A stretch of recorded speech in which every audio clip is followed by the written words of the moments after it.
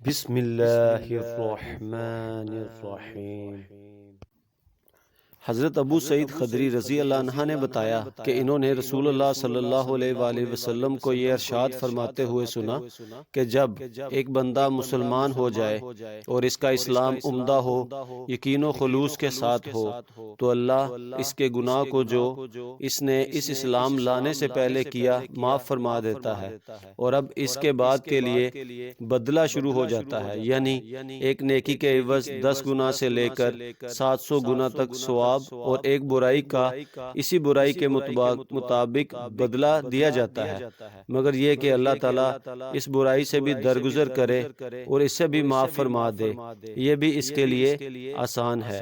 صحیح بخاری بک 2 حدیث 34۔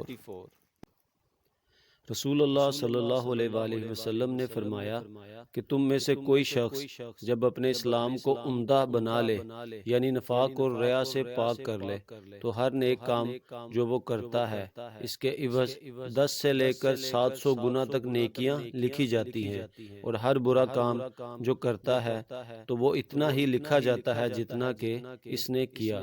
صحیح بخاری بک 2 حدیث 35۔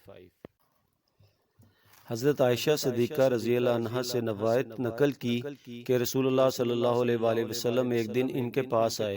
اس وقت ایک عورت میرے پاس بیٹھی تھی۔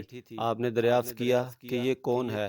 میں نے عرض کیا فلاں عورت، اور اس کی نماز کا ذکر کیا۔ آپ صلی اللہ علیہ وسلم نے فرمایا ٹھہر جاؤ، تم پر اتنا ہی عمل واجب ہے جتنے عمل کی تمہارے اندر طاقت ہے۔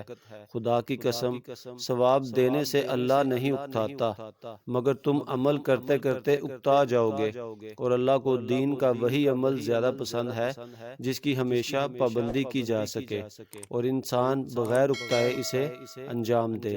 صحیح بخاری بک 2 حدیث 36۔